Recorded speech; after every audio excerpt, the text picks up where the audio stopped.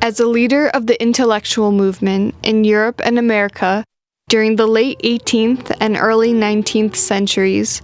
Bentham was joined by contemporary polymaths such as Johann Wolfgang von Goethe of Germany and John Ruskin of the pre-Raphaelite Brotherhood in England.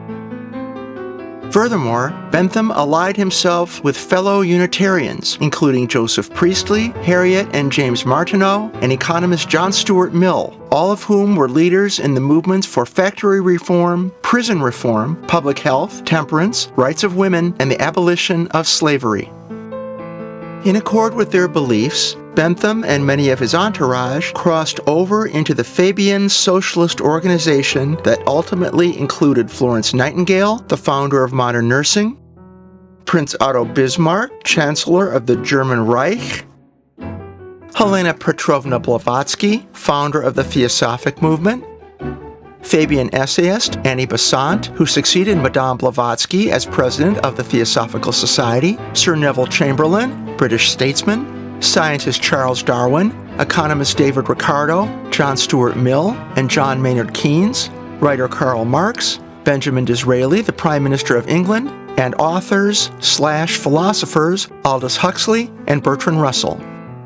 The underlying common beliefs of this most influential group included an early rejection of the concept and philosophy of materialism, perceived as the fundamental spirit of the current cultural epoch. This spirit of time grew throughout the industrial age of the 19th and 20th centuries to permeate the global society and economy in which we now find ourselves. In addition to the above tenets, members of this complex intelligentsia sought and embraced ancient teachings from Asia and disseminated the lessons of Buddha and other religious figures from India and Asia. For example, Madame Blavatsky traveled to India and remained there, gathering and studying ancient teachings for a number of years.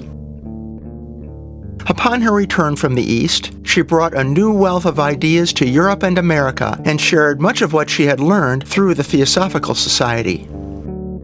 All of these events beg these questions. Why did this intellectual enlightenment from the East to the Western world throughout the 18th and 19th centuries occur at that time in history? How does it affect the nature of and our perception of the complex system of economic cycles that periodically erupt into financial crises?